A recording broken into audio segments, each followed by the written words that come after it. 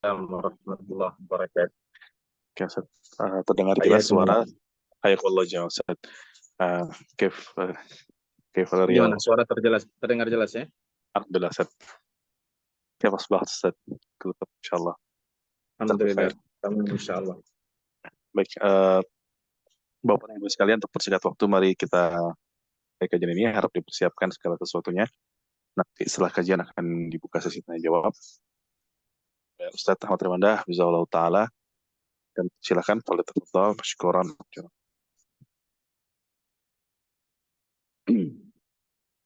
Bismillahirrahmanirrahim. Assalamualaikum warahmatullahi wabarakatuh. Alhamdulillahi rabbil alamin. Wa bihi nasta'inu ala umuri dunya wa din. Wassalatu wassalamu ala asyrafil anbiya'i wal mursalin. Rasulina Muhammadin wa ala alihi wa ashabihi ajma'in.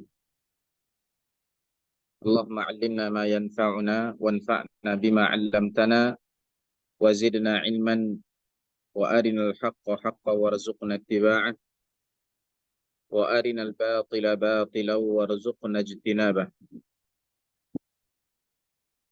Ma'asyiral ikhwah wal akhwat, saudara-saudariku, ibu-ibu, bapak-bapak, dan seluruh kaum muslimin dan muslimat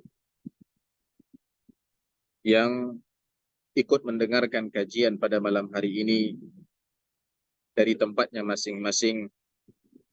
Semoga Allah Subhanahu wa taala senantiasa melimpahkan kepada kita ilmu yang bermanfaat dan keberkahan yang melimpah, juga mudah-mudahan Allah Subhanahu wa taala merahmati dan mengasihi kita semua, amin ya rabbal alamin.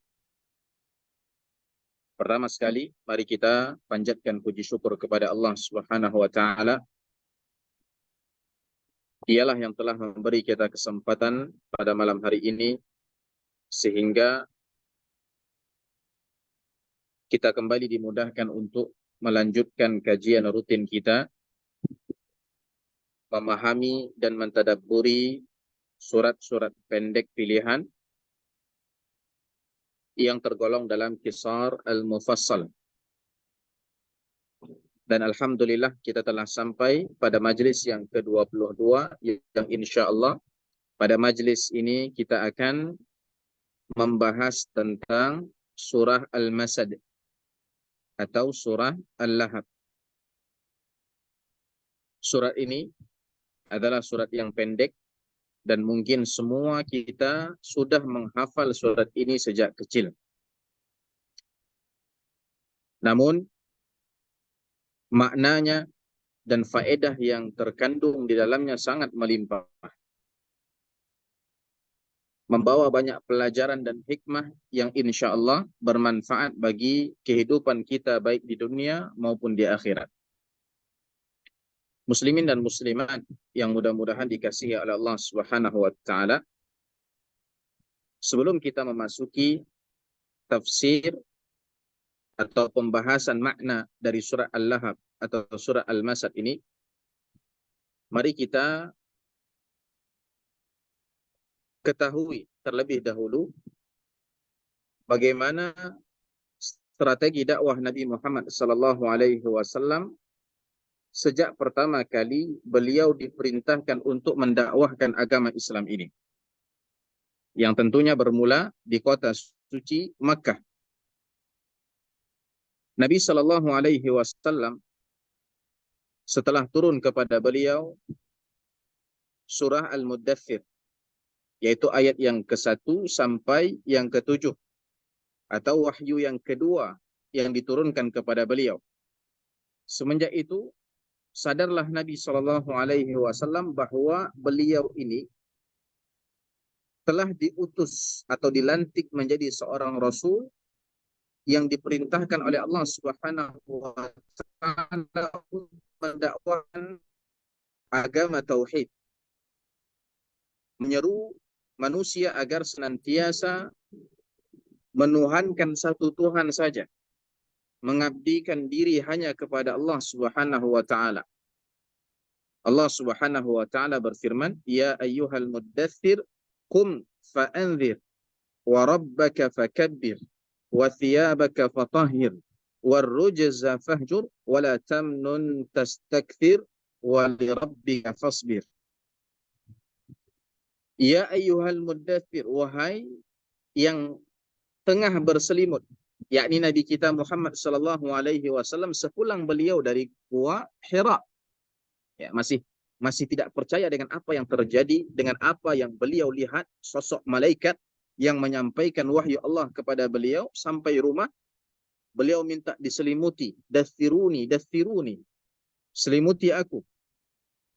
Kemudian turunlah wahyu yang kedua, ya ayyuhal muddathir, wahai Nabi Muhammad, orang yang tengah berselimut, kum, bangkitlah, bangun, fa'anzir, berilah peringatan kepada manusia.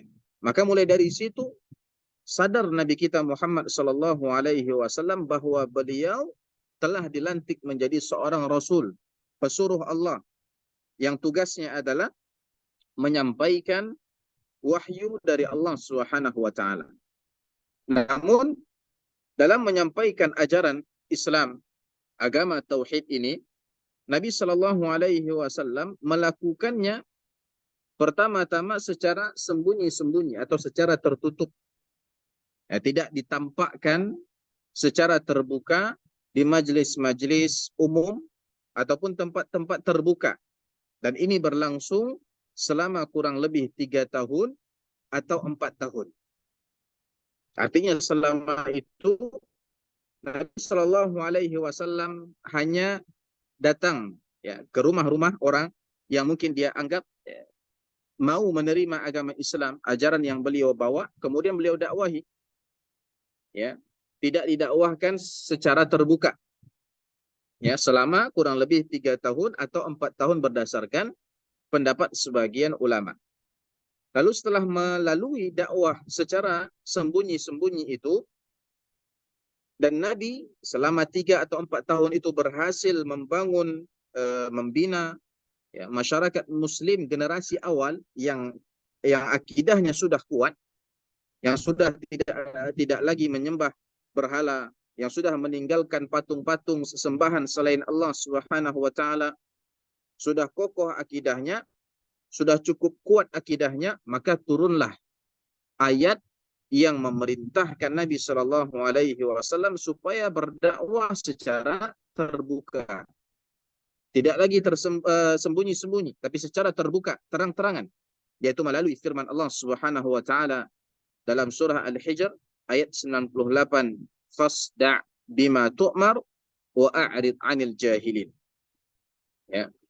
Kata Allah Subhanahu wa taala, maka sampaikanlah wahai Muhammad secara terang-terangan segala apa yang diperintahkan kepadamu, wa a'rid 'anil musyrikin, dan berpalinglah dari orang-orang musyrik. Yakni jangan hiraukan mereka, jangan pedulikan mereka. Pokoknya sampaikan saja apa yang diperintahkan kepadamu untuk disampaikan secara terbuka-buka. Ya, secara terang-terangan. Ya, tidak lagi sembunyi-sembunyi. Karena tatkala itu Nabi Shallallahu Alaihi Wasallam sudah memiliki pengikut yang cukup kuat, pengikut yang cukup banyak.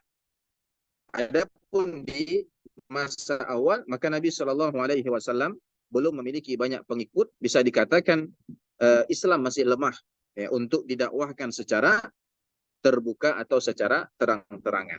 Nah, setelah ayat dalam surah Al-Hijr tadi turun pula ayat yang lain yang memerintahkan Nabi Shallallahu Alaihi Wasallam untuk memulai dakwah terang-terangannya itu dengan mendakwahi keluarga atau kerabat terdekat beliau. Kata Allah Subhanahu wa taala, wa anzir ashiratakal aqrabin, dalam surah Asy-Syu'ara ayat 214. Kata Allah Subhanahu wa taala, dan berilah peringatan wahai Muhammad kepada kaum kerabatmu yang terdekat. Maka sesuai perintah Allah ini, wa anzir ashiratakal aqrabin, ya, Rasulullah sallallahu alaihi wasallam kemudian mengumpulkan kabilah dan kerabat terdekatnya, kemudian beliau mengajak mereka secara terang-terangan untuk beriman kepada Allah yang Maha Esa. Yakni hanya Allah Subhanahu wa taala saja yang disembah. Mereka harus meninggalkan segala macam kesyirikan yang selama ini mereka praktikkan.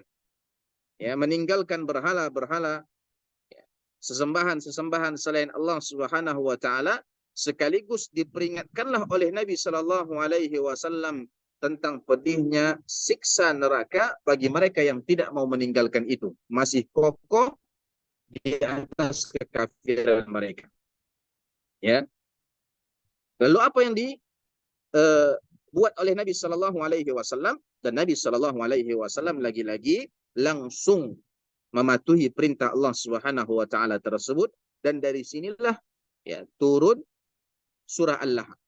Ya, di sinilah mulai kisah turunnya surah Al-Lahab, yaitu tatkala firman Allah tadi turun, wa anzir ashiratakal aqrabin, dan berilah peringatan kepada kaum kerabatmu yang terdekat wahai Muhammad, sebagaimana diriwayatkan oleh Ibnu Abbas radhiyallahu anhuma.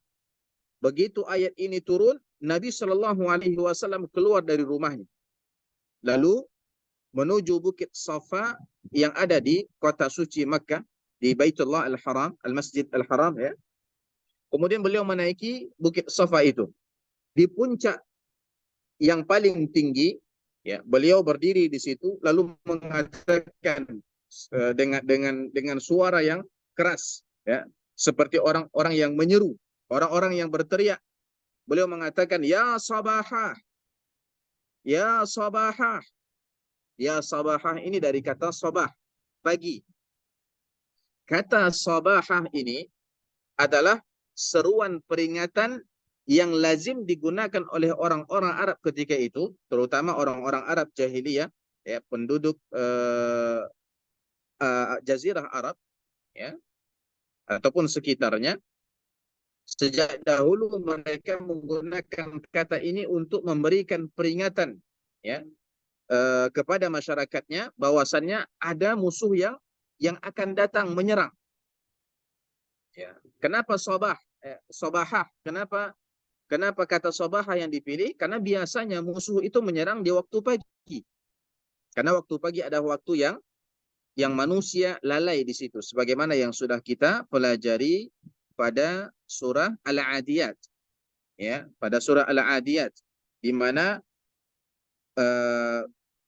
kuda-kuda mujahid fisabilillah itu, kuda-kudanya para pejuang itu, mereka menyergap musuh di markas musuh itu sendiri pada waktu pagi. Karena biasanya orang lalai pada waktu itu. Orang sedang lemas-lemasnya, sedang ngantuk-ngantuknya, banyak yang tidur. Ya. Maka tatkala musuh datang pada waktu yang seperti itu, maka orang-orang memperingati yang lainnya mengatakan, ya sabahah, ya sabahah. Atau untuk memperingatkan terjadinya peristiwa besar. Contoh, terjadi kebakaran, atau mungkin terjadi gunung meledak misalnya, ya, atau ada banjir misalnya datang secara tiba-tiba, atau tsunami misalnya, ya sabahah, ya. Dalam riwayat yang lain, ya, dikatakan Nabi Shallallahu alaihi wasallam memanggil, ya, kabilah-kabilahnya itu dengan mengatakan, wahai Bani Ai, wahai Bani Fihir. Dia sebutkan nama suku-suku kabilah Quraisy itu satu persatu dalam rangka memanggil mereka supaya mereka berkumpul di dekat lembah Bukit Safa itu. Kemudian, ya, setelah mereka berkumpul, Nabi Shallallahu alaihi wasallam lantas berkata, menurut kalian, kalau kukabarkan bahwa ada sekelompok pasukan berkuda di lembah, ya, kaki gunung sana yang hendak menyerang kalian, percayakah kalian kepadaku? Ya, jadi Nabi Shallallahu alaihi wasallam berada di atas Bukit Safa. Ya. Dan di sekitar Bukit Safa itu banyak gunung-gunung, ya. Yang sudah pergi umrah mungkin tahu bagaimana keadaan kota suci Makkah. Banyak gunung-gunung, bukit-bukit. Maka Nabi Shallallahu Alaihi Wasallam mengatakan, kalau seandainya aku kasih tahu kalian bahwa ada sekelompok pasukan berkuda, ya, para pejuang berada di lembah kaki gunung sana, mau datang ke sini menyerang kita, apakah kalian percaya kepada mereka? Dan kata kecuali benar.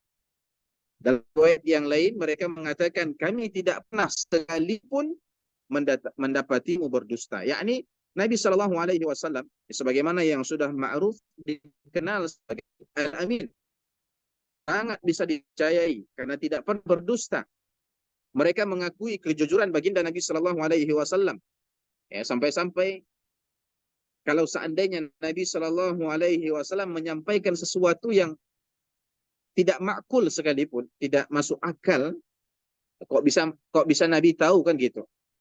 Mereka langsung percaya, saking mereka mengenal Nabi Shallallahu Alaihi Wasallam sebagai sosok yang tidak pernah berdusta meskipun sekali.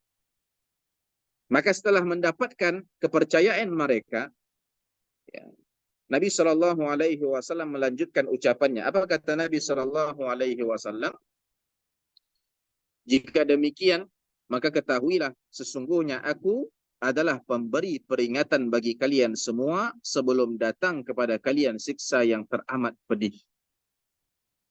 Maksudnya adalah apabila kalian tetap memilih kufur, tidak mau beriman kepada Allah, tidak mau meninggalkan kesyirikan, tidak mau meninggalkan menyembah berhala-berhala, tidak mau beriman dan percaya kepadaku sebagai Rasul utusan Allah, maka ingat, siksa Allah itu amat pedih.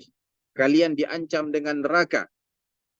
Nabi Shallallahu Alaihi Wasallam memberikan mereka peringatan akan pedihnya siksa Allah Subhanahu Wa Taala. Maka mendengar kata-kata yang mengejutkan itu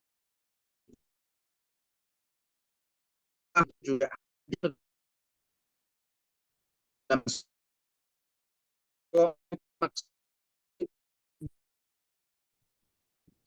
dalam mereka akan seorang mendengar bagi Shallallahu Alaihi, karena mereka percaya Allah Alaihi Wasallam. Kalau saat ini sudah mengatakan ya Rasulullah, berarti benar-benar ada peristiwa. Ya. Maka Abu Lahab ketika itu tiba-tiba mengatakan,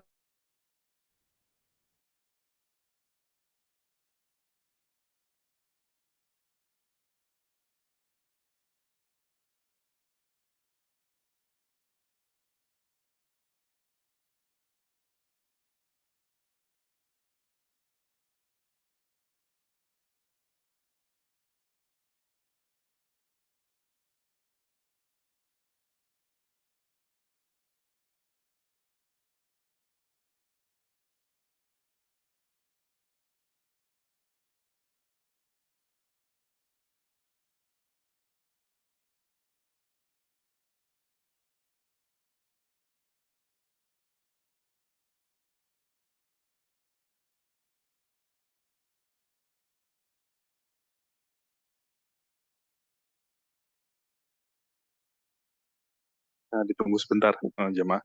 Ustadz, di sisi Ustadz, sinyal beliau ada sedikit gangguan nampaknya. Waalaikumsalam. Ahlan, Ustadz. jelas. Masih agak putus-putus, Ustadz. Ya, mohon maaf ya, Anda sedang di kampung sebenarnya. Kalau di Duri, Ustadz. Di bukan di Rantau Kopar, di tempat kelahiran Ana. Kalau di Bantul, Masya Allah. Sebentar ya.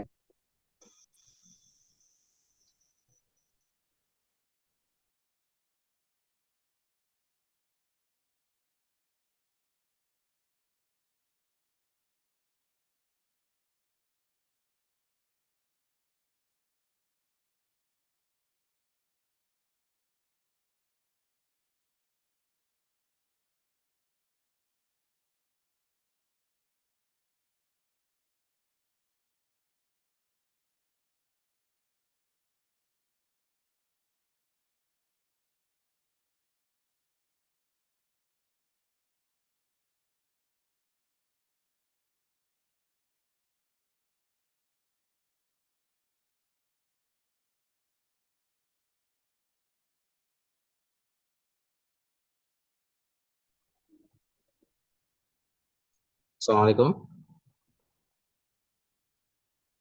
Waalaikumsalam Ustaz. Sekarang udah jelas. Lumayan ya. Iya, Ustaz. Tadi sampai mana ya kira-kira yang terdengar?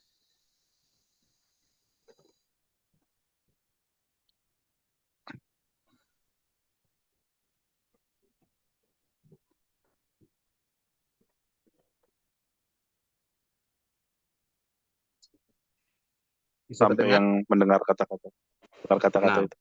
Mendengar kata-kata itu. baik, Ana lanjutkan ya. Nanti kalau seandainya kurang bagus, kabari ya.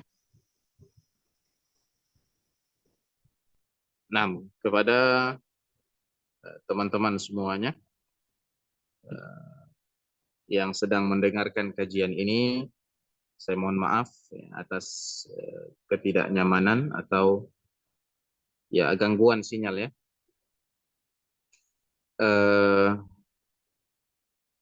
ya, saya sedang berada di kampung kebetulan dan eh,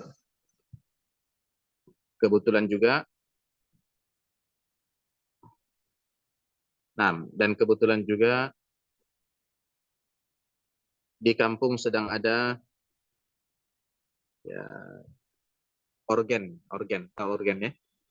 Ada yang sedang melakukan pesta, ya, termasuk keluarga kami di depan rumah tempat tinggal saya dan juga di belakang rumah saya. Suara organnya sangat besar sehingga saya terpaksa membuat kajian, membawa segala perangkat kajian ke masjid yang ternyata tidak di setiap sudut masjidnya sinyalnya bagus. Dan mudah-mudahan Allah Subhanahu wa taala memudahkan. Sekarang saya rasa saya sudah berada di posisi yang sinyal sudah lumayan bagus. Maka insya Allah kita akan lanjutkan. Gimana Bang Dian, bisa terdengar jelas? Bisa Ustaz, lebih bagus dari yang tadi. Baik, Alhamdulillah. Nah, kita lanjutkan kisah tentang Nabi Shallallahu Alaihi Wasallam mengumpulkan kaum kerabatnya atau kabilah Quraisy secara umum. Setelah dia panggil, maka berkumpullah semua orang. Bahkan melihat Nabi Shallallahu Alaihi Wasallam naik ke atas puncak Bukit Safa, kemudian menyerukan ya Sabahah, ya Sabahah. Semua berusaha untuk hadir. Bahkan yang ketika itu berhalangan berusaha untuk mengirim utusan untuk melihat apa sih yang terjadi. Ya. Apa yang terjadi atau apa yang akan disampaikan oleh Muhammad sallallahu alaihi wasallam. Maka berkumpullah banyak orang di lembah Bukit Safa itu. Setelah semuanya berkumpul, maka Nabi sallallahu alaihi wasallam mulai menyampaikan apa yang diperintahkan oleh Allah Subhanahu wa taala kepada beliau dalam ayat tadi. Ayat yang sebelumnya kita bacakan, wa anzir ashiratakal aqrabin. Ya, berilah peringatan kepada kerabatmu yang terdekat wahai Muhammad. Ya. Maka disampaikan oleh Nabi Muhammad sallallahu alaihi wasallam bahwa sesungguhnya aku adalah pemberi peringatan bagi kalian semua sebelum datang kepada kalian siksa yang teramat pedih. Yakni sekarang saya berdiri mengajak kalian untuk beriman kepada Allah, beriman kepadaku, menyembah Allah semata, meninggalkan penghambaan diri kepada berhala-berhala, patung-patung yang selama ini kalian sembah. Atau kelak kalian akan ditimpa dan disentuh oleh azab Allah Subhanahu wa taala yang amat pedih. Ya. Maka mendengar kata-kata itu, tiba-tiba Abu Lahab marah dan berkata, tabban lak ya Muhammad, ya, atau tabban lak sairal yaum, celakalah kamu sepanjang hari ini hai Muhammad. Alihadza jama'tana, hanya untuk ini sajakah kamu mengumpulkan kami semua? Yakni sebelumnya sebagaimana yang tadi kita katakan, Nabi sudah berdakwah, tapi secara sembunyi-sembunyi. Tentunya sebahagian mereka sudah tahu apa yang diakui oleh Nabi Muhammad SAW selama ini, bahwa beliau adalah seorang Rasul. Tapi mereka belum percaya. Mereka tidak mau mengakuinya. Sehingga Abu Lahab mendengar Nabi Muhammad SAW menyampaikan secara terbuka tentang itu, dia menganggap itu adalah sesuatu yang konyol, ya, atau sesuatu yang remeh. Sehingga dia mengatakan, alihadza jama'tana, hanya untuk ini sajakah kamu mengumpulkan kami semua? Ya. Maka turunlah surah Al-Lahab ini. Inilah yang menjadi sebab turunnya surah Al-Lahab atau surah Al-Masad ini. Allah Subhanahu wa taala tatkala Abu Lahab mengatakan tabban lak ya Muhammad, dibalas oleh Allah Subhanahu wa taala dalam rangka membela Nabi kita Muhammad sallallahu alaihi wasallam dan dalam rangka membalas kata-kata kutukan dari Abu Lahab itu. Maka Allah berfirman, tabbat yada abi lahab wa tab, ma aghna anhu maluhu wa ma kasab, sayasla naran dzata lahab wa imra'atuhu hammalatal hatab fi jidha hablum mim masad. Ya, surah Al-Masad ayat 1 sampai 5. Nah, itulah kisah turunnya surah Al-Lahab. Ya, jadi ada Abu Lahab, sosok yang disoroti di situ sampai-sampai dijadikan sebagai apa? Sebagai bahan pembicaraan satu surat yang diturunkan oleh Allah Subhanahu wa taala setelah atau ketika peristiwa itu. Lantas siapakah Abu Lahab ini? Abu Lahab tentu kita semua sudah tahu. Dia adalah paman dari baginda Nabi Shallallahu Alaihi Wasallam sendiri, yakni saudara kandung dari ayah beliau Abdullah bin Abdul Muttalib. Abu Lahab ini nama kecilnya atau nama aslinya adalah Abdul Uzza, yang artinya adalah hambanya Al-Uzza. Kalau Abdullah hambanya Allah, Abdul Uzza adalah hambanya Al-Uzza. Dan Al-Uzza sendiri merupakan sebuah berhala yang sejak dahulu dipuja-puja oleh orang-orang Quraisy. Ya, disembah, dihormati. Ya. Tapi karena wajah Abu Lahab ini yang cerah, merah merona, ya, sebagaimana disebutkan dalam kitab-kitab sirah atau kitab-kitab tafsir, sehingga dia dipanggil Abu Lahab. Ya. Karena lahab ini artinya adalah menyala-nyala atau api yang bergejolak. Dalam bahasa kita, Abu Lahab itu bisa diartikan dengan bapak api yang menyala. Ya, bapak api yang menyala. Ya, sebahagian menyebutkan bahwasannya yang menamakan atau memberi dia gelar atau julukan Abu Lahab itu adalah ayahnya sendiri, yang tak lain adalah kakek baginda Nabi Shallallahu Alaihi Wasallam, yakni Abdul Muttalib. Nah, setelah itu, yakni semenjak Abdul Muttalib menjulukinya sebagai Abu Lahab karena ketampanannya atau wajahnya yang merah merona, menyala-nyala tadi, maka semenjak itu gelar atau panggilan Abu Lahab ini lebih dikenal oleh banyak orang dibandingkan nama aslinya sendiri, yaitu Abdul Uzza. Ya, ini menurut sebahagian pendapat. Pendapat yang lain yang pernah kami dengar dari Syekh Al-Utsaimin hafizahullahu taala, beliau mengatakan bahwasannya nama Abu Lahab itu ya kunyahnya itu. Artinya Abu Lahab itu nama dia. Ya. Tidak tepat mengatakan bahwasannya nama asalnya adalah Abdul Uzza, sedangkan Abu Lahab ini adalah kunyah, ya, atau gelarannya. Jadi beliau lebih condong kepada Abu Lahab itu ya nama dia. Dan dengan itulah sejak dahulu dia dikenal atau sejak kecil dia dikenal. Ya, Allahu taala a'lam.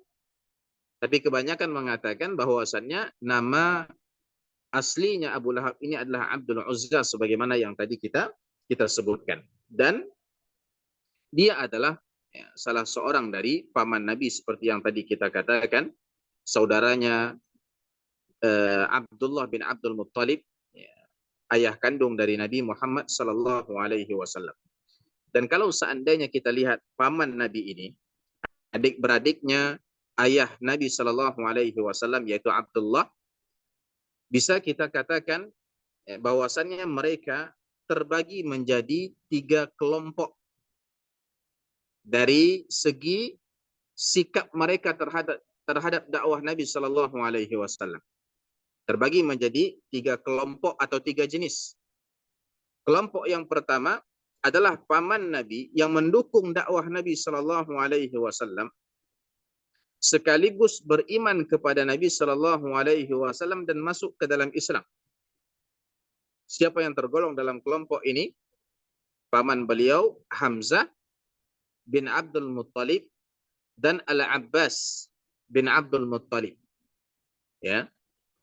Hanya saja Abbas itu lebih lebih terlambat masuk Islamnya. Abbas itu masuk Islam itu di akhir-akhir.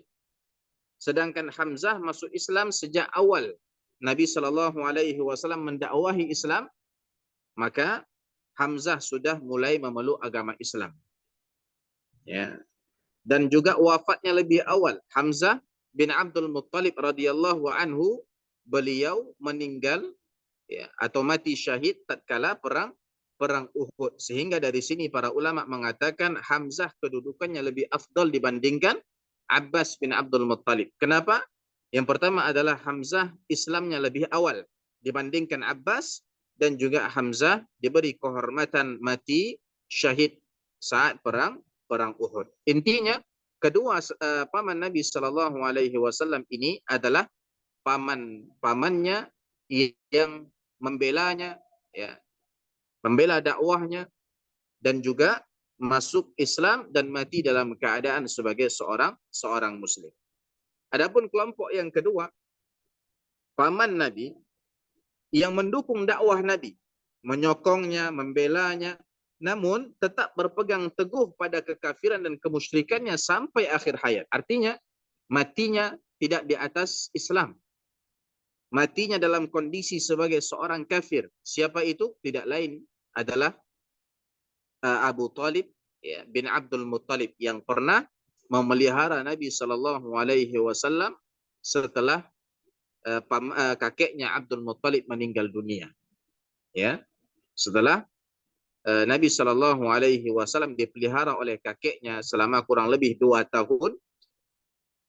Lalu setelah itu kakeknya meninggal dunia, maka pemeliharaan Nabi dialihkan kepada Abu Talib. Semenjak itu, maka Nabi Shallallahu Alaihi Wasallam dipelihara oleh Abu Talib, diajar berdagang oleh Abu Talib, diajak ke Syam untuk berdagang, tumbuh bersama Abu Talib hingga beliau dewasa, dan hingga beliau diangkat menjadi seorang Nabi dan Rasul. Abu Talib tetap bersama beliau, yakni mendukung dakwah beliau, membela beliau dari permusuhan orang-orang kafir. Hanya saja qaddarallah, Abu Talib tidak memeluk agama Islam sampai akhir hayatnya. Mati dalam kondisi sebagai seorang musyrik, seorang yang kafir. Sedangkan jenis yang ketiga adalah paman Nabi yang menentang dan memusuhi kebenaran yang dibawa oleh baginda Nabi Shallallahu Alaihi Wasallam. Tidak masuk Islam sampai akhir hayat.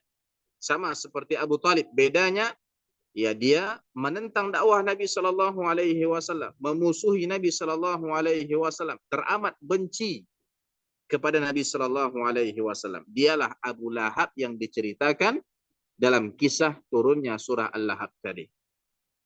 Satu-satunya paman Nabi yang memusuhi dakwah Nabi Shallallahu Alaihi Wasallam.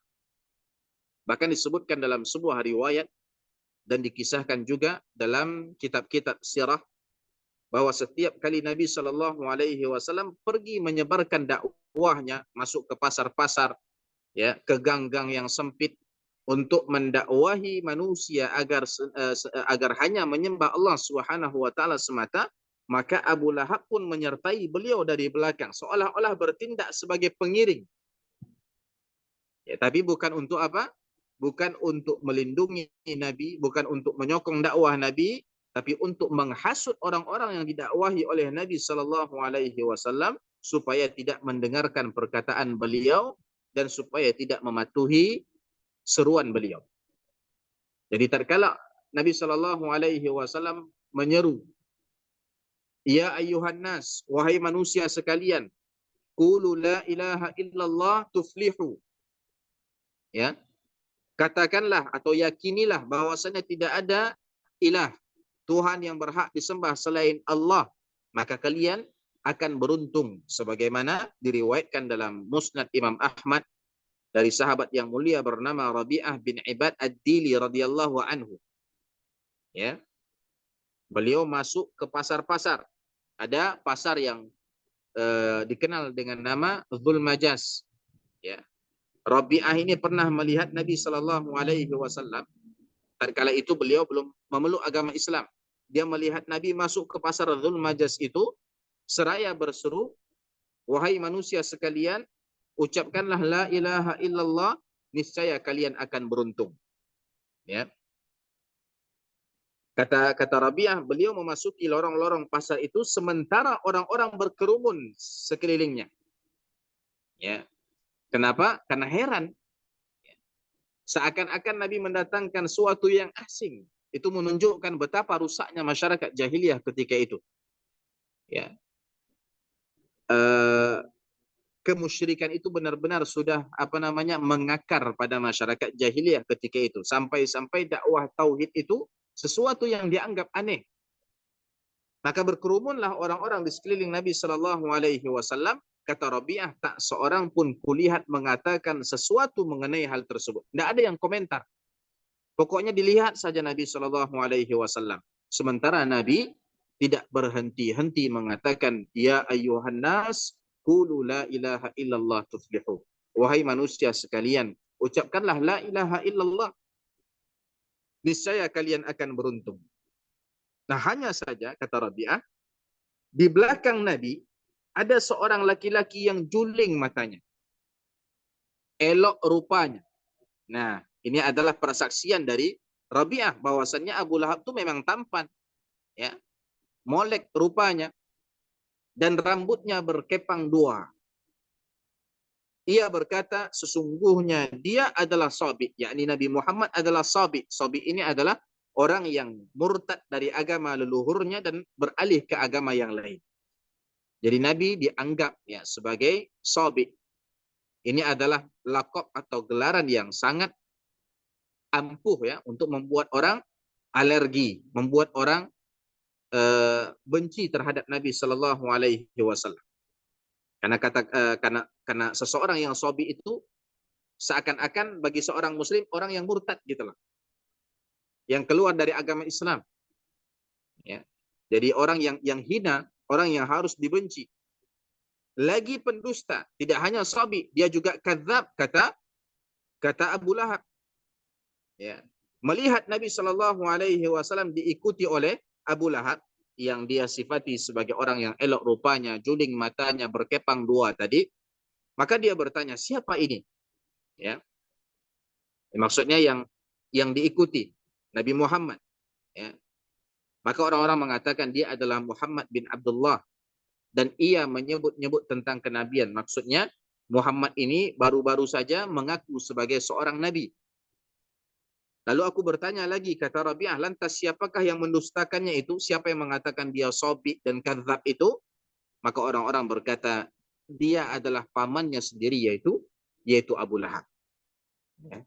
Lihat bagaimana permusuhan Abu Lahab terhadap baginda Nabi Sallallahu Alaihi Wasallam dan apa yang didakwahi. Dalam riwayat yang lain dari Tariq Al-Muharibi radhiyallahu anhu disebutkan bahwasannya Abu Lahab ketika membuntuti Nabi Sallallahu Alaihi Wasallam, dia sambil melempari Nabi Sallallahu Alaihi Wasallam dengan batu, sehingga mengakibatkan kedua mata kaki Nabi dan juga kedua tumit Nabi berdarah. Bayangkan, nggak cukup dikatakan sebagai Sabi, Nggak cukup dikatakan sebagai kadzab, tapi juga dilukai oleh Abu Lahab, dilempari dengan batu sampai mengenai tumit, ya, dan mata kaki beliau sampai berdarah. Ya, seraya berkata dia adalah pendusta, jangan ikuti dia. Jadi Nabi mengatakan, wahai manusia sekalian, ucapkan la ilaha illallah. Datang pula setelah itu Abu Lahab mengatakan, wahai manusia sekalian, jangan ikuti dia, jangan dengarkan dia. Dia sabi, dia itu kadzab, pendusta.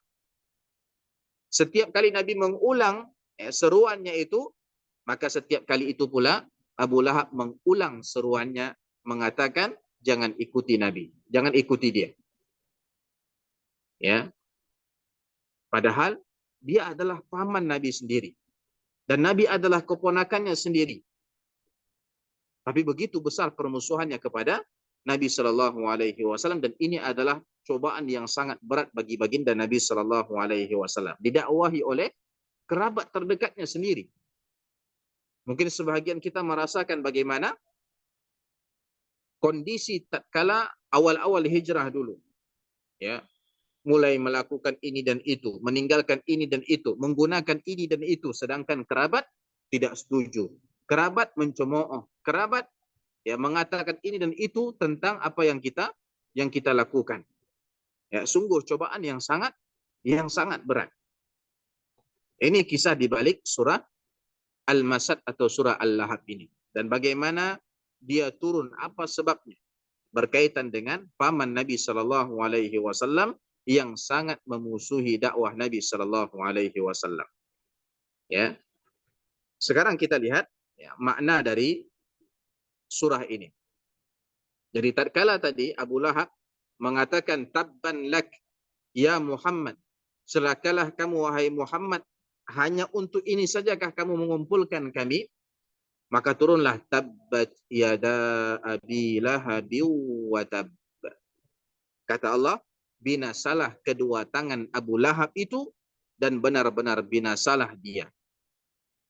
Ayat ini sebagaimana yang tadi kita katakan adalah bantahan terhadap Abu Lahab, ya, atas kutukannya atau celaannya yang dia katakan kepada Nabi Shallallahu Alaihi Wasallam setelah diperingatkan oleh Nabi Shallallahu Alaihi Wasallam akan azab Allah yang amat pedih itu.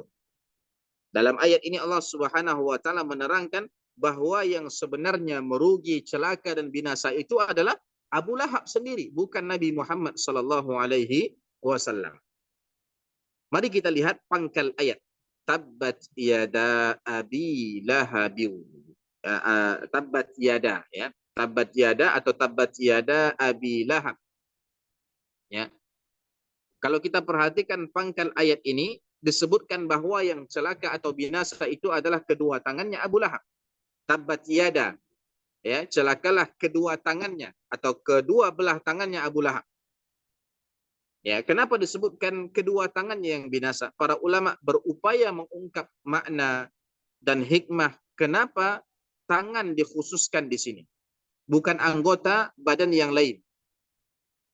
Sebahagian ulama mengatakan bahwa penyebutan kedua tangan secara khusus di sini hanya sebagai kiasan atau majas saja. Ya, tahu kiasan atau majas ya? Tidak, yang diinginkan bukan makna sebenarnya. Ya. Kalau tabbat yada, makna sebenarnya apa? Yang binasa apa? Yang binasa adalah kedua tangan sebagaimana zahir ayat. Tapi para ulama mengatakan, yakni sebagian mereka mengatakan ini adalah majas, artinya yang binasa ya bukan kedua tangannya saja. Yang binasa itu adalah keseluruhan dirinya, empunya tangan ini, yang punya tangan. Lalu kenapa digunakan kata tangan bukan anggota yang lainnya? Dikarenakan kebanyakan perbuatan ataupun tindakan manusia dilaksanakan oleh kedua belah tangannya, sehingga dipilihlah kata tangan sebagai kiasan untuk mewakili seluruh anggota badan. Artinya Allah berfirman tabbat yada abi lahab, itu maksudnya adalah binasalah Abu Lahab itu, bukan hanya kedua tangannya tapi keseluruhannya ya binasa. Sama seperti Allah Subhanahu wa taala berfirman dalam surah Al-Hajj ayat 10, dzalika bima qaddamat yadak. Kelak akan dikatakan kepadanya, hal itu disebabkan apa yang dahulu kedua tanganmu lakukan. Maksudnya apa? Maksudnya adalah apa yang dahulu dirimu lakukan.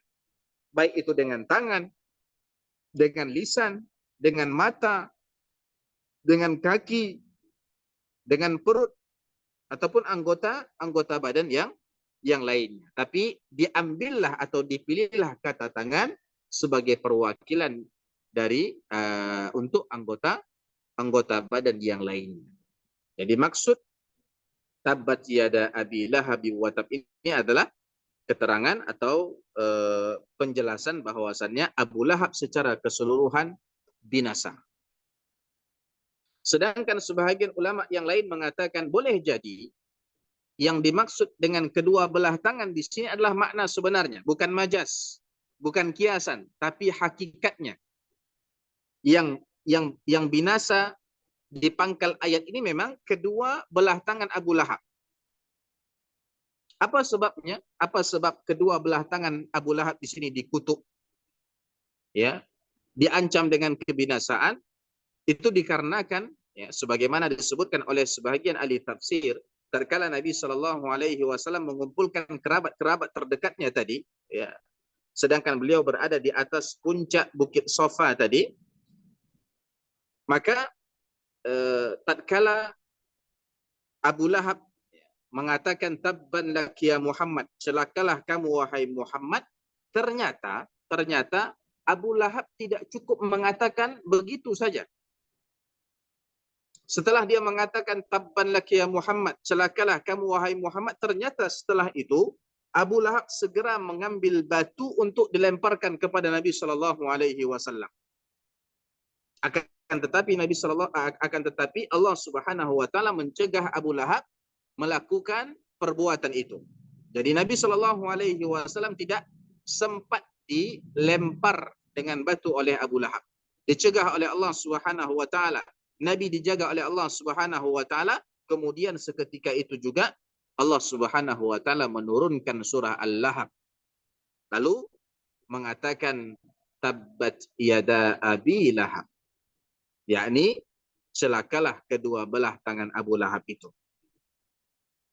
Ya, karena perbuatannya itu, maka yang dikutuk pertama kali oleh Allah Subhanahu Wa Taala pada ayat yang pertama adalah kedua belah tangan Abu Lahab. Sebahagian ulama mengatakan bukan akan dilempari dengan batu oleh Abu Lahab, tapi tatkala dia mengatakan tabban lak ya Muhammad, celakalah engkau wahai Muhammad, dia sambil menunjuk Nabi kita Shallallahu Alaihi Wasallam dengan tangannya, seperti orang yang sedang marah ya, yang sedang emosi kepada orang lain, ya, dia akan menunjuk-nunjuk seraya mengeluarkan kata-kata kotor, kata-kata laknat dan lain sebagainya. Maka oleh sebab itu dilaknat atau dikutuklah oleh Allah Subhanahu Wa Taala kedua belah tangan ini pertama kali, sebelum Allah Subhanahu Wa Taala mengutuk keseluruhan Abu Lahab itu. Jelas ya? Ini adalah jawaban dari persoalan kenapa dikhususkan tangan di sini. Ya. Dan dalam kitab-kitab tafsir diterangkan juga kenapa kata binasa itu disebutkan sebanyak 2 kali. Jadi ini persoalan yang kedua. Persoalan yang kedua, kenapa sampai 2 kali kata binasa disebutkan dalam ayat yang pertama ini. Tabbat yada abi lahabi wa tab. Jadi di pangkal ada tabbat, di ujung ada tabba. Kenapa sampai 2 kali? Apa hikmahnya? Sebahagian ulama mengatakan bahwa yang pertama itu adalah doa. Ya, doa supaya Abu Lahab ini binasa. Sedangkan yang kedua, yang di ujung ayat yang pertama ini, tabba, pada kata tabba, itu adalah keterangan, ikhbar, pengkhabaran, bahwasannya kutukan tersebut benar-benar telah terbukti, benar-benar sudah menjadi nyata. Maka dari sini makna ayat itu adalah semoga Abu Lahab itu ditimpa oleh kebinasaan, kemudian di ujung ayat langsung dikabarkan oleh Allah bahwasan itu telah terjadi, yakni Abu Lahab benar-benar telah binasa. Jadi di pangkal itu adalah doa, di ujung adalah pernyataan dari Allah bahwasannya itu benar-benar telah terjadi. Ini pendapat yang pertama. Pendapat yang kedua mengatakan bahwasannya ya, disebutkan 2 kali kebinasaan itu sebagai bentuk penegasan dari Allah Subhanahu wa taala bahwasannya Abu Lahab itu benar-benar celaka dan tidak akan pernah beruntung baik di dunia maupun di akhirat. Artinya dua-duanya adalah ikhbar. Dua-duanya adalah pengkhabaran, pernyataan dari Allah bahwasannya Abu Lahab telah binasa. Tabbat yada Abi Lahab. Binasalah Abu Lahab itu. Ya, kemudian diulang lagi oleh Allah Subhanahu wa taala untuk tujuan apa? Menegaskan dan benar-benar binasalah dia. Ini pendapat yang kedua. Ada juga yang mengatakan pendapat yang ketiga ya, bahwa yang pertama itu untuk menyatakan kebinasaan atas apa yang diperbuat oleh kedua tangannya, sedangkan yang kedua watabba itu adalah untuk menyatakan bahwa bukan saja usaha kedua belah tangannya yang akan binasa dan gagal, bahkan dirinya sendiri pun akan dibinasakan oleh Allah Subhanahu wa taala. Jadi apa yang dibuat atau diusahakan oleh kedua belah tangan Abu Lahab dalam rangka menghalang-halangi dakwah Nabi Shallallahu Alaihi Wasallam, maka Allah telah mengatakan itu tidak akan pernah berhasil. Semua akan dibinasakan oleh Allah. Ya. Sedangkan pada ujung ayat ketika Allah mengatakan watabba, untuk menyatakan bahwa bukan saja hasil usaha kedua belah tangannya yang akan gagal dan binasa, tapi bahkan Abu Lahab itu sendiri, si empunya tangan, dia akan binasa dan celaka baik di dunia maupun di akhirat. Lihatlah ya kaum muslimin dan muslimat sekalian, betapa indahnya pembelaan Allah Subhanahu wa taala terhadap Nabi kita Muhammad sallallahu alaihi wasallam. Tatkala Abu Lahab menyumpahi dan mengutuk Nabi Muhammad supaya binasa, celaka, merugi, seketika itu pula Allah Subhanahu wa taala membela nabinya dengan membalas kutukan Abu Lahab itu dengan kutukan yang serupa. Tabbat yada Abi Lahab wa tab.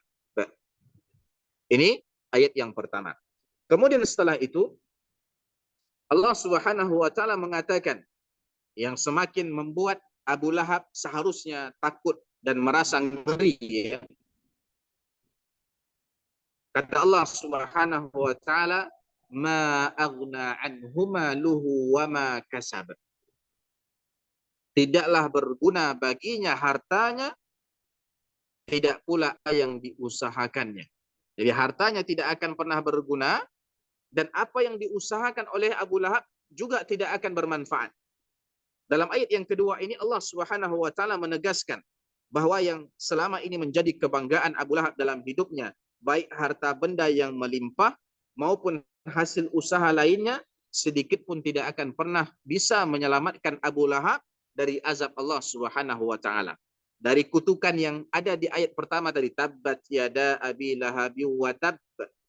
Maka pada ayat yang kedua ini Allah menegaskan apapun yang diusahakan olehnya yang menjadi kebanggaannya, ya, yang dia sangka dengan itu dia bisa selamat dari azab Allah, semua itu tidak akan bisa berguna untuk menghambat tersebarnya risalah Islam ke seluruh jagat raya dan atau untuk menyelamatkan Abu Lahab dari azab Allah pada hari kiamat nanti. Tidak akan pernah bisa. Kenapa? Karena sesungguhnya yang bisa menolong dan menyelamatkan kita pada hari kiamat nanti hanyalah amal baik kita. Kalau seandainya amal baik tidak ada, maka bagaimana kita bisa selamat? Bagaimana bisa tertolong? Ya. Bahkan sebanyak apapun perbuatan baik kita, kalau tidak diawali dengan memeluk agama Islam, semuanya adalah sia-sia. Ya, semuanya sia-sia. Dan tentunya Nabi Shallallahu Alaihi Wasallam sebagai seorang Rasul senantiasa ada Allah bersamanya yang akan menolongnya, membelanya. Inna lanansuru rusulana, itu adalah janji Allah. Sesungguhnya kami benar-benar akan menolong para Rasul kami. Ya. baik cepat ataupun lambat, pertolongan Allah pasti datang. Ya, pertolongan Allah pasti datang. Sehingga Allah tegaskan ma aghna anhu maluhu wa ma kasab. Ya, ma aghna anhu maluhu, tidak akan berguna baginya hartanya. Harta sudah ma'ruf. Ya, duit ataupun yang bernilai seperti rumah, ya, tanah, emas dan lain sebagainya, ini adalah ya, harta benda yang ini tidak akan berguna, kata Allah. Kemudian wama kasab, dan apa yang diusahakannya pun tidak akan berguna. Apa maksud diusahakannya ini? Usaha apa? Para ulama kebanyakan mengatakan bahwasannya wama kasab, apa yang diusahakan olehnya, maksudnya adalah anak-anaknya. Yakni hasil usaha dimaksud dalam ayat yang kedua ini adalah anak yang kita lahirkan, anak yang kita usahakan, anak yang lahir dari rahim kita, yang lahir dari kita. Sehingga ayat ini bermakna tidaklah berguna baginya hartanya, tidaklah anaknya. Penafsiran seperti ini diriwayatkan dari Ibnu Abbas, dari Aisyah, dari Jahid, dari Atha, dari Basri dan lain.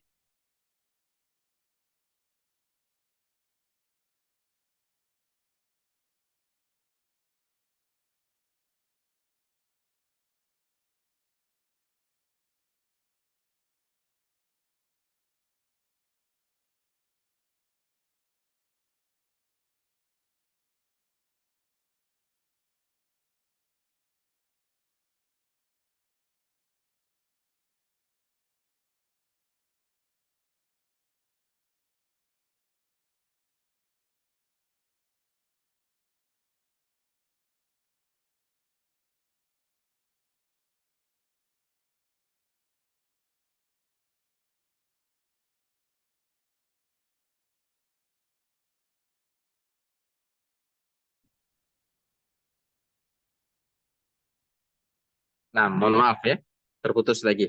Mohon bersabar ya. Nah, tadi kita sampai wama kasab. Terdengar ya suaranya Bang Dian? Dengar Ustaz. Ya, dia apa namanya? Sinyalnya naik turun kayaknya gitu. Mungkin videonya udah dimatikan. Ya, Baik, Ustaz. tadi kita sampai wama kasab ya. Jadi menurut kebanyakan para ulama, wama kasab dan apa yang diusahakan itu artinya adalah anak-anak. Sehingga ayat ini maksudnya adalah tidak berguna baginya harta bendanya dan tidak pula berguna baginya anak-anaknya. Ya. Penafsiran ini didukung oleh sabda Nabi Shallallahu Alaihi Wasallam yang berbunyi, Inna atyaba ma akala ar-rajulu min kasbihi wa inna waladahu min kasbihi. Sesungguhnya sebaik-baik apa yang dimakan oleh seseorang adalah yang berasal dari usahanya, dan sesungguhnya anaknya merupakan bagian dari usahanya.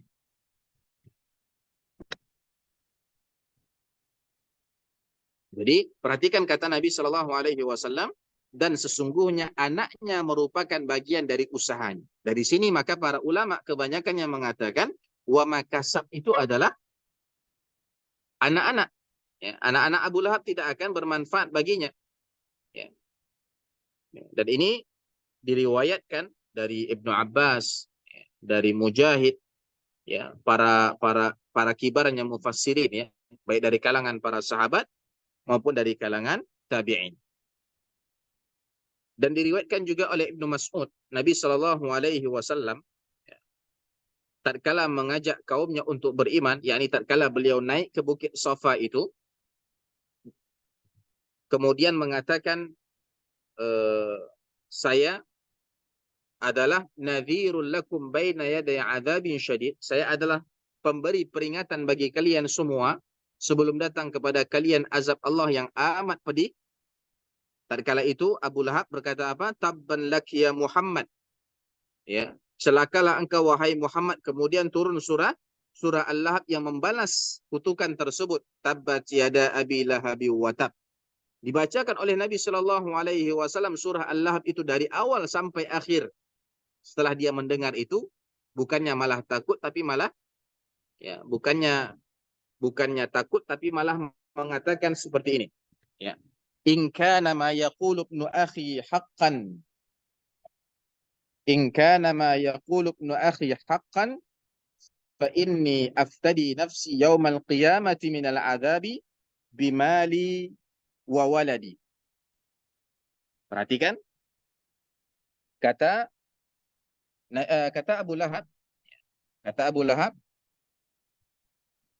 seandainya yang dikatakan keponakanku yaitu Rasulullah Sallallahu Alaihi Wasallam itu benar, seandainya yang dikatakan keponakanku itu benar, yakni kandungan dari surah Al-Lahab itu yang mengatakan bahwasannya Abu Lahab itu celaka, binasa, termasuk juga tentang istrinya sebagaimana yang nanti kita akan lihat.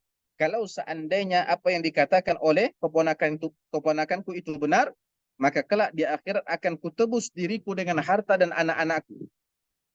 Nah, jadi dia berpikir bahwasannya harta benda dia, anak-anak dia itu akan berguna, bisa menyelamatkan dia kelak dari azab Allah Subhanahu wa taala pada hari kiamat. Ya. Seakan-akan ya, siksa Allah itu remeh bagi dia. Bisa ditebus sesuka hatinya dengan hartanya, dengan kedudukannya, dengan anak-anaknya. Maka turunlah ayat ini sekaligus untuk membantah anggapan bahwasannya harta dan anak-anaknya dapat menyelamatkannya dari siksa Allah Subhanahu wa taala yang amat pedih. Ya. Ini satu pendapat ya yang disokong oleh kebanyakan para ulama. Sementara pendapat yang lain mengatakan firman Allah wa ma kasab itu maknanya umum. Usaha yang dimaksud ini adalah umum, mencakup segala sesuatu yang menjadi hasil usaha Abu Lahab selama di dunia ini. Baik berupa anak, harta benda, kedudukan, pengikut, kemuliaan nasab, ataupun hasil usaha lainnya. Semua itu tidak akan berguna atau bisa menyelamatkan Abu Lahab kelak di akhirat tatkala ditimpa kepadanya siksa api neraka yang amat pedih. Ya. Jadi tatkala Allah berfirman, ma aghna anhu maluhu wa ma kasab. Harta bendanya tidaklah berguna baginya, tidak pula apa yang diusahakannya, dan maknanya adalah umum. Artinya kedudukannya tidak berguna, ya. Nasabnya yang merupakan kerabat Nabi sekalipun tidak akan berguna juga. Anak-anaknya juga tidak akan berguna. Pengikutnya yang banyak pun tidak akan berguna. Ya. Kedudukannya sebagai pembesar atau orang terkemuka di kabilah Quraisy itu tidak akan berguna juga. Ketampanan wajahnya juga tidak akan bisa menyelamatkannya dari azab Allah. Inilah makna ayat yang kedua. Kemudian yang ketiga, Allah mengatakan sayasla naran dzata lahab. Ya. Ditambah lagi ancamannya di sini. Kata Allah Subhanahu wa taala, kelak akan masuklah dia ke dalam api yang bernyala-nyala. Ya. Jadi ayat ini menegaskan bahwasannya Abu Lahab kelak di akhirat adalah orang yang binasa.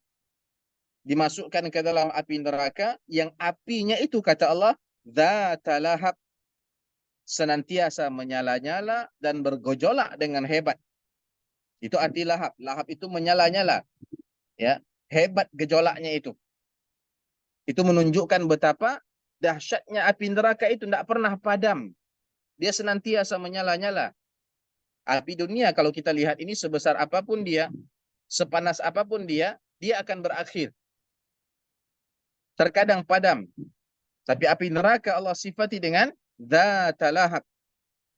Senantiasa menyala-nyala. Bahkan gejolaknya itu amat hebat. Menunjukkan sangat dahsyatnya api neraka. Dan menurut Syekh Sa'di, ya, naran dzata lahab itu adalah api itu akan menyelubunginya dari segala sisi. Yakni ketika Abu Lahab dimasukkan ke dalam api neraka, dia akan diliputi oleh api itu. Api itu akan memakannya dari setiap sisi, dari atas, dari bawah, kanan, kiri, depan, belakang. Ya. Nauzubillahi min zalik. Kemudian ayat yang keempat, Allah Subhanahu wa taala berfirman, "Wa imra'atuhu hammalatal hatab." Dan begitu pula istrinya si pembawa kayu bakar. Nah, ini adalah lanjutan dari ayat yang ketiga. Tatkala tadi Allah Subhanahu wa taala berfirman, "Sayasla naran dzata lahab wa imra'atuhu." Ya, wa imra'atuhu, dan istrinya pun begitu, yakni akan dimasukkan ke dalam api neraka yang menyala-nyala. Jadi sebagaimana Abu Lahab, ya, Allah menegaskan istrinya pun akan ikut disiksa bersamanya dalam api neraka itu. Kenapa istrinya disiksa juga? Padahal dalam kisah tadi tidak disebutkan bahwasannya istrinya juga menyela kemudian mengatakan sesuatu kutukan untuk Nabi Shallallahu Alaihi Wasallam. Apa yang membuat istrinya juga ikut masuk neraka? Ternyata perilaku istrinya ini sama buruknya dengan Abu Lahab. Diceritakan dalam beberapa hadis dan juga diceritakan di dalam kitab-kitab sirah, disebut juga oleh para ulama tafsir di dalam kitab-kitab tafsir mereka. Jadi istrinya ini sering kerjasama dengan Abu Lahab untuk mengusik baginda Nabi Shallallahu Alaihi Wasallam dan untuk menghalang-halangi tersebarnya dakwah Islam yang dibawa oleh baginda Nabi Shallallahu Alaihi Wasallam. Ya. Istri Abu Lahab ini nama asalnya adalah Arwa binti Harb. Sebahagian mengatakan Aura, ya, sebahagian Arwa. Saya memilih Arwa. Ya. Dan dia adalah saudara perempuannya Abu Sufyan bin Harb. Ya.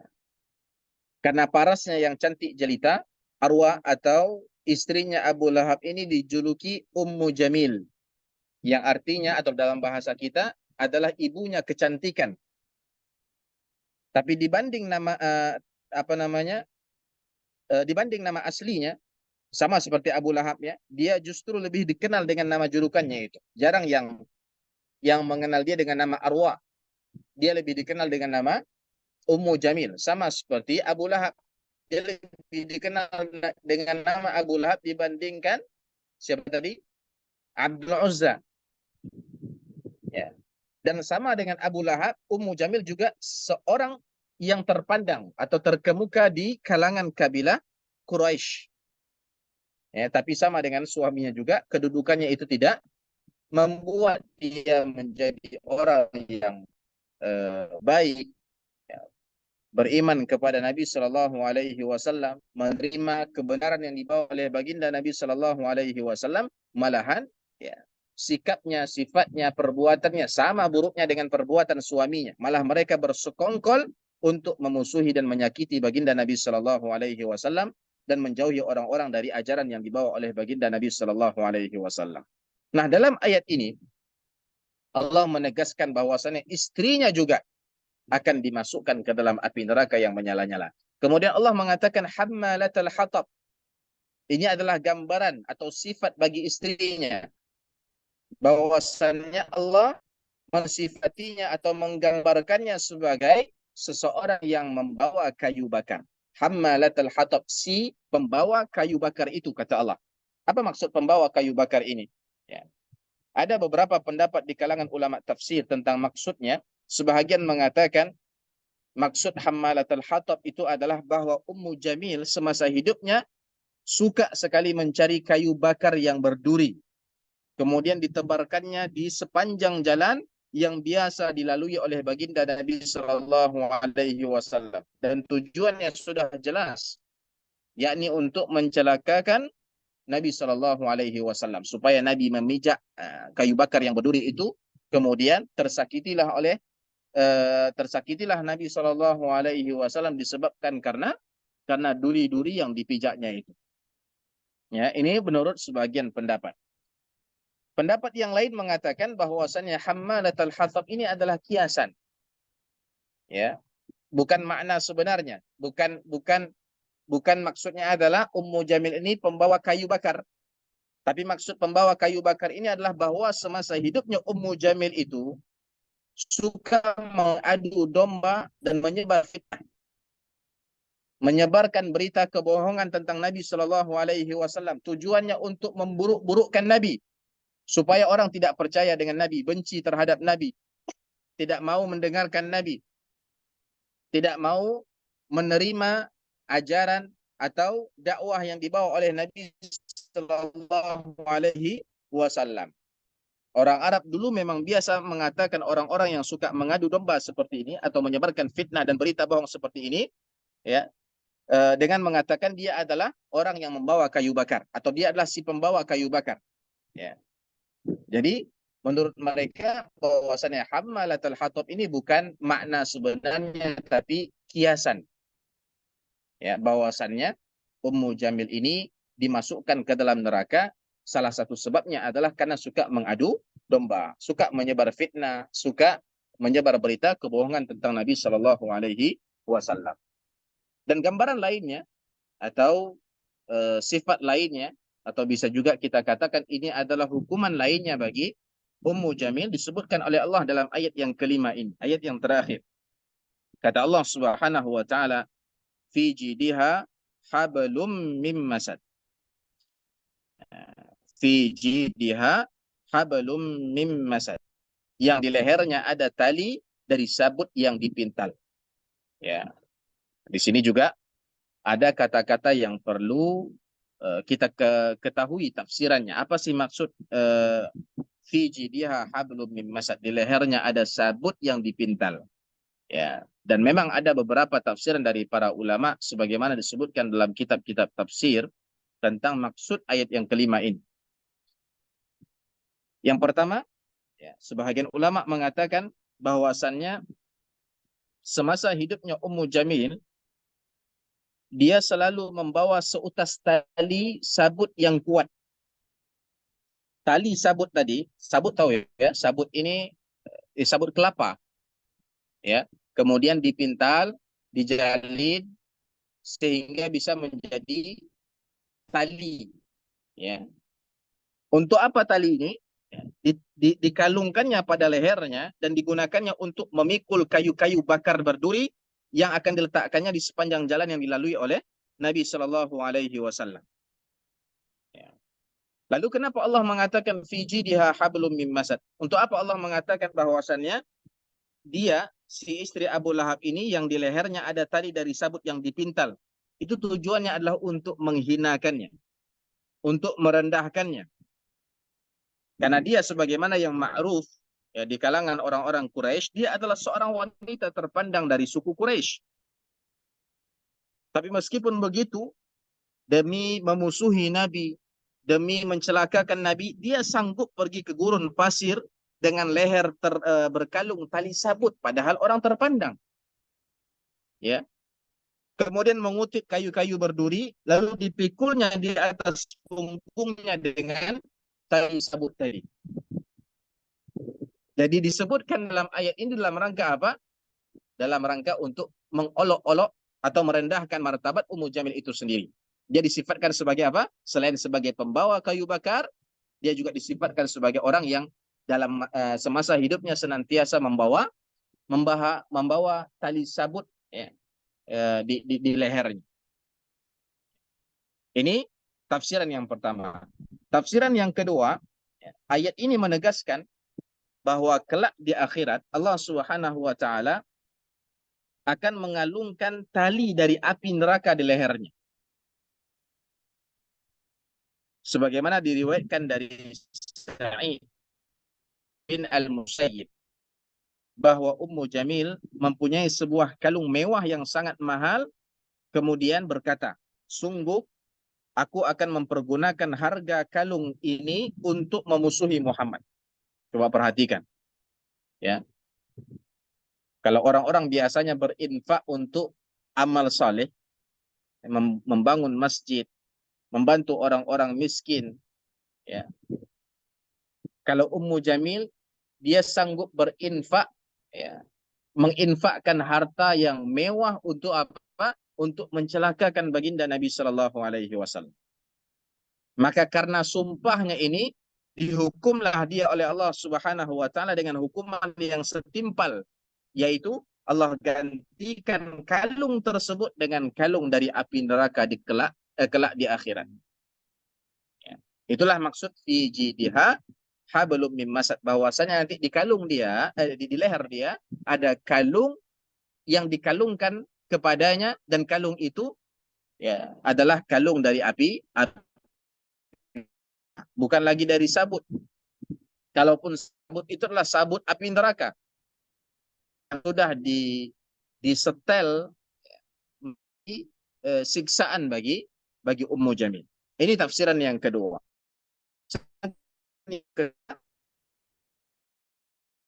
Bahwa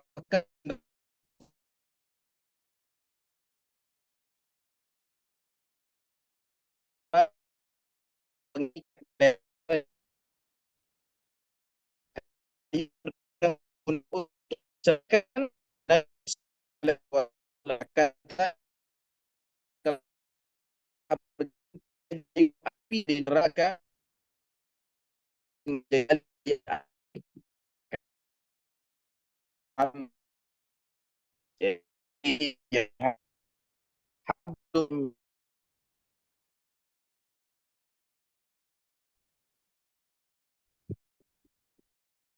masih khususnya.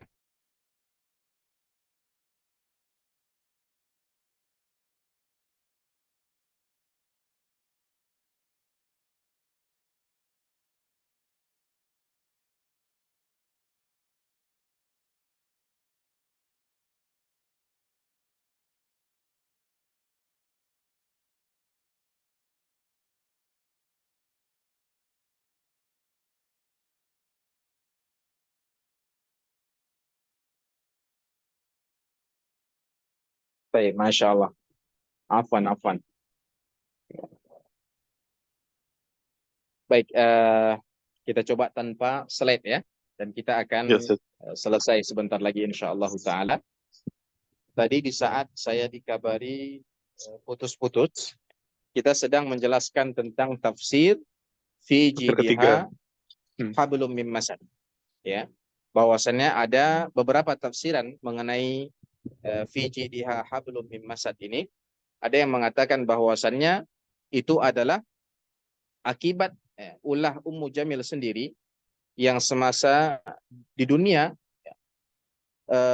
mengutip kayu-kayu bakar dengan sebelum itu dia kalungkan tali dari sabut di lehernya, kemudian pergi ke Sahra, ke padang pasir, mengutip kayu-kayu bakar berduri, ya, lalu mengikatnya dengan tali yang dia kalungkan di lehernya tadi.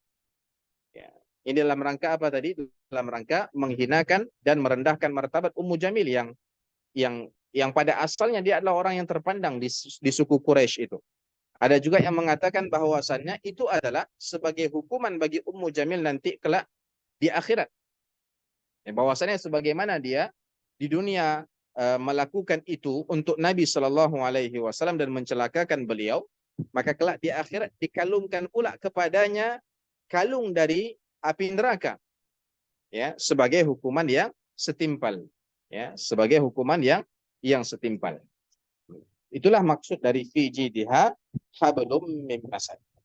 Maka dari sini dapat kita ambil banyak pelajaran, ya, kaum muslimin dan muslimat yang dirahmati oleh Allah Subhanahu wa taala, bahwa surat ini menegaskan bahwa Abu Lahab, ya, dan juga istrinya, bahkan anak-anaknya juga yang semasa hidupnya memusuhi Nabi Shallallahu Alaihi Wasallam tidak akan pernah selamat. Ya. Baik itu di dunia, lebih-lebih lagi di akhirat. Karena Allah Subhanahu Wa Taala telah berjanji sesungguhnya kami akan menolong atau memenangkan rasul-rasul kami. Dan dari sini juga ada yang menunjukkan betapa dahsyatnya Al-Quran sebagai mukjizat. Ya. Sebagaimana dijelaskan oleh para ulama bahwasannya tatkala surat ini turun, ya, bukankah Abu Lahab dan juga istrinya itu masih hidup? Ya.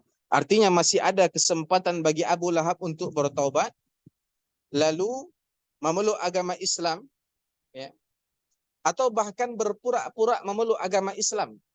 Dalam rangka apa? Dalam rangka mendustakan Nabi Shallallahu Alaihi Wasallam. Coba bayangkan kalau seandainya itu dilakukan oleh Abu Lahab, dia pura-pura masuk Islam. Ya, katakanlah jadi orang yang munafik, mengaku Islam di hadapan Nabi, meskipun dalam hatinya tersimpan kekufuran. Ya, tapi kalau seandainya dia melakukan itu berpura-pura, maka kira-kira Nabi dipercayai atau tidak? Tidak lagi. Kenapa? Berarti surat Abu Lahab itu tidak benar. Karena surat Abu Lahab ini mengklaim, ya, menegaskan bahwasannya Abu Lahab itu kelak di akhirat dimasukkan ke dalam api neraka. Itu menunjukkan bahwasannya Allah telah menyatakan Abu Lahab dan istrinya ini kelak akan mati di atas kekafiran. Ya, kan bisa saja Abu Lahab berpura-pura, oh, tidak benar itu surah Al-Masad. Tidak benar itu surah Al-Lahab. Buktinya saya sekarang masuk Islam. Ya, saya sekarang masuk Islam.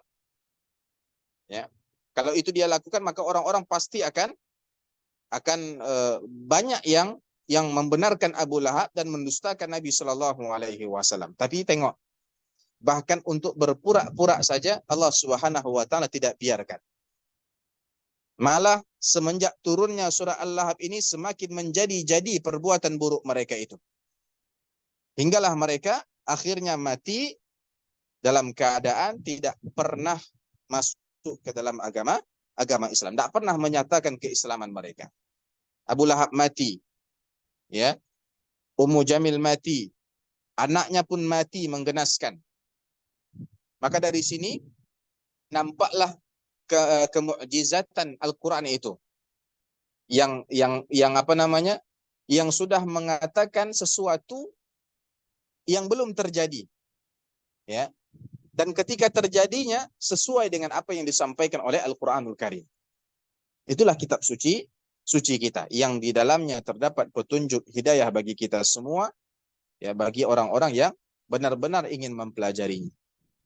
Dan juga terdapat pelajaran yang lainnya bagi kita semua, di antaranya adalah, ya, jangan sampai kita menjadi pembawa kayu bakar sebagaimana gambaran yang digambarkan untuk Ummu Jamil dalam surat ini.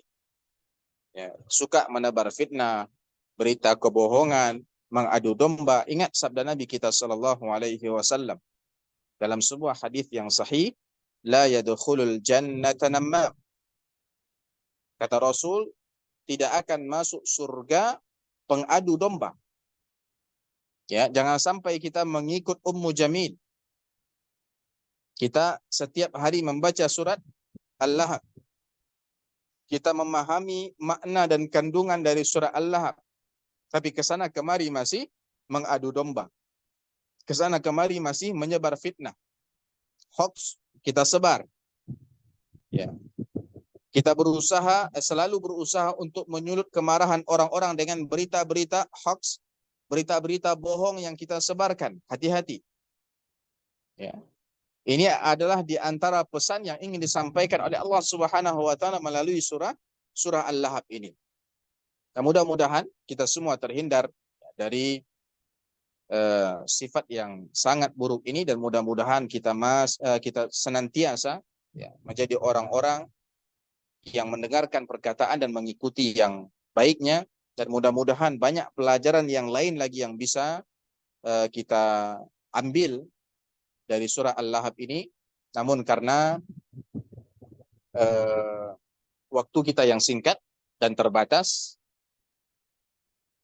maka yang bisa kita bahas bersama hanya sampai di sini. Terlebih lagi karena ya keadaan sedang tidak mendukung kita, qadarullah, sinyal tidak baik, kondisi juga sedang tidak nyaman. Ya, mudah-mudahan di kemudian hari, ke depannya kita kembali bisa mengikuti pelajaran ini dengan baik, dan kita bisa melaksanakannya dengan kondisi yang efektif, kondusif, ya. Tidak ada gangguan sama sekali, ya. Namun ini semua adalah takdir Allah Subhanahu wa taala. Mudah-mudahan, ya, tidak ada sesuatu yang yang luput ya, yang penting untuk kita sampaikan mengenai surah Al-Lahab ini, dan mudah-mudahan pesan ya, sudah tersampaikan, dan makna ataupun tafsir dari surah Al-Lahab ini sudah sampai kepada kita, sudah kita fahami dengan baik. Selanjutnya mudah-mudahan kita dimudahkan oleh Allah Subhanahu wa taala untuk mengikuti petunjuk yang Allah sampaikan pada surah ini dan mengamalkan hikmah-hikmah yang kita dapatkan pada malam hari ini. Amin ya rabbal alamin. Demikian dulu dari saya. Apabila ada pertanyaan silakan ditanyakan. Mudah-mudahan ya sinyal masih mendukung kita untuk beberapa waktu ke depan ini. Aku qauli hadza wa sallallahu ala nabiyina Muhammad wa ala alihi wa sahbihi wa baraka wa sallam. Waktu dan tempat saya kembalikan kepada moderator. Baik, demikian paparan yang disampaikan oleh Ustadz Ahmad Raimandah Ta'ala. Pada Ibu dan Bapak-Bapak, bila ada pertanyaan, dipersilahkan untuk mengetik di dalam kolom chat. Mungkin 1-2 pertanyaan gitu mungkin saja.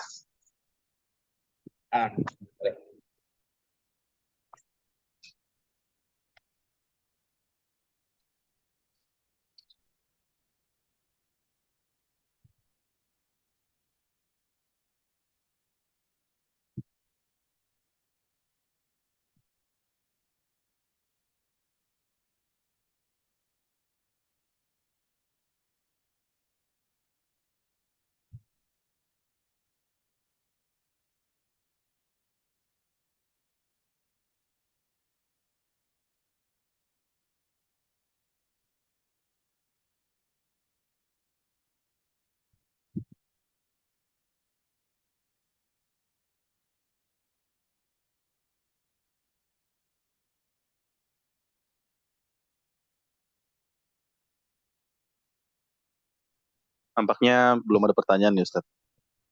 Ya. Mungkin nanti kalau ada pertanyaan bisa disampaikan di kolom chat, nanti bisa di forward ke Ustaz, atau mungkin nanti bisa disampaikan pada kesempatan yang akan datang. Ya Ustaz ya, mungkin ya. Ya. Baik. Baik. Saya tutup ya, kalau gitu Bang ya. Ya Ustaz. Bisa didengar? Boleh Ustaz. Sudah. Mungkin boleh ditutup Ustaz. Nah, tapi sebelum saya tutup, sekali lagi saya mohon maaf ya kepada semuanya atas kondisi kita pada malam hari ini. Jujur, karena memang ada acara atau beberapa acara di kampung ini, dan kampung ini kecil juga ya. Jadi tidak memungkinkan bagi saya untuk menyampaikan kajian pada malam harinya, dan sejak sore saya juga sudah mengecek di masjid ini. Saya rasa sinyalnya kuat gitu. Namun ternyata selama kajian terkadang sinyalnya turun ya, dan tidak ada gitu. Sehingga putus-putus. Jadi mohon maaf, mudah-mudahan ke depannya kita bisa melaksanakannya dengan kondisi yang baik, dan mudah Allah Subhanahu wa taala mudahkan. Demikian pertemuan kita pada malam hari ini bersama surah Al-Masad atau surah Al-Lahab yang mengisahkan tentang paman Nabi dan juga istrinya yang bersekongkol atau kompak dalam memusuhi Nabi Shallallahu Alaihi Wasallam, dan bagaimana Allah Subhanahu Wa Taala membalas perbuatan buruk mereka di dunia dan juga di akhirat kelak. Dan mudah-mudahan surah ini menjadi pelajaran bagi kita semua bahwa siapapun yang memusuhi Nabi dan apa-apa yang dibawa oleh Nabi Shallallahu Alaihi Wasallam pasti hidupnya tidak akan pernah bahagia, tidak akan pernah senang. Sebaliknya dia akan sengsara, binasa dan celaka di dunia maupun di akhirat. Ya, itu dari saya. Semoga bermanfaat. Saya mohon undur diri. Wassalamualaikum warahmatullahi wabarakatuh. Waalaikumsalam warahmatullahi wabarakatuh.